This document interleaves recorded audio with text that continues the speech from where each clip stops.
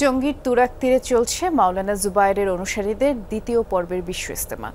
ফজরের নামাজের পর আম বয়ানের মধ্য দিয়ে দ্বিতীয় দিনের আনুষ্ঠানিকতা শুরু হয় এবং টঙ্গীর তুরাগ তীরে সহকর্মী তাজনুর ইসলাম আছেন। আমরা দেখে আসতে চাই এখন কি চলছে সেখানে। তাজনুর, শুনতে পাচ্ছেন নিশ্চয়ই? ফজরের নামাজের পর আম বয়ানের মধ্য দিয়ে তো আনুষ্ঠানিকতা শুরু হয়েছে, আজ আর কি আনুষ্ঠানিকতা চলবে জানাবেন।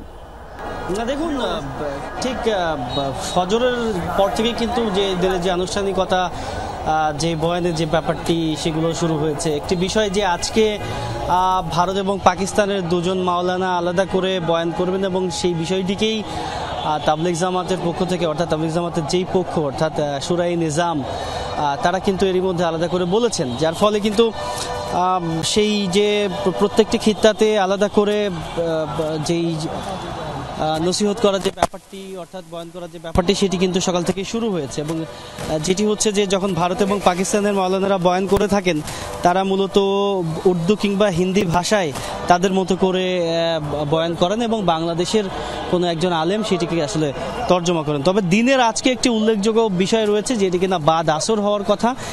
সেটি হচ্ছে যে প্রত্যেক বাড়ি প্রত্যেক ইজতেমায় আলাদা করে এই বিষয়টিকে তাবলিগ জামাতের পক্ষ থেকে আলাদা করে বলা হয়। সেটি হচ্ছে যে যৌতুকবিহীন বিয়ের আয়োজন করা হয়েছে মূলত আজকে, সেটি বাদ আসরের পরে হওয়ার কথা রয়েছে। এর বাইরে আসলে সারাদিনের যেই স্বাভাবিক যে কার্যক্রম সেগুলো তো চলতেই থাকবে।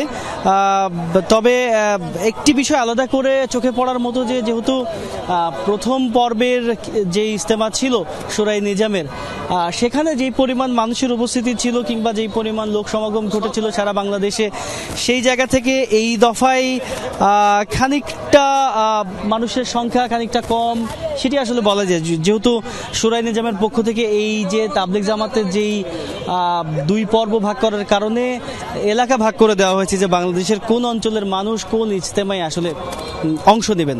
তবে একটি তথ্য, যে নিরাপত্তার যে বিষয়টি অর্থাৎ পুলিশ এবং অন্যান্য আইনশৃঙ্খলা বাহিনীর তৎপরতায় সার্বিক যে নিরাপত্তা পরিস্থিতি, সেটি আসলে খুব স্পষ্টভাবে চোখে পড়ার মতো। এবং আমরা এই মুহূর্তে 7 নম্বর গেটে রয়েছি, টঙ্গীতে 7 নম্বর গেটে আমরা খুব পরিষ্কারভাবে দেখতে পেয়েছি যে সেখানে ব্যাপক রকমের পুলিশের উপস্থিতি রয়েছে এবং কোনোভাবেই যেন কারো নিরাপত্তার বিঘ্ন না ঘটে সেই ব্যাপারটি নিশ্চিত করতে শুরাই নিজামের পক্ষ থেকে, একই সঙ্গে প্রশাসনের পক্ষ থেকে যত রকমের ব্যবস্থা নেওয়া সম্ভব সব রকমের ব্যবস্থা কিন্তু এই যে বিশ্ব ইজতেমার যে দ্বিতীয় পর্ব যেটি চলছে আজকে দ্বিতীয় দিন, সেটিতে খুব স্পষ্টভাবেই দেখা যাচ্ছে। বৃষ্টি, বেশ বিস্তারিত করে জানাচ্ছিলেন, ধন্যবাদ তাজনুর।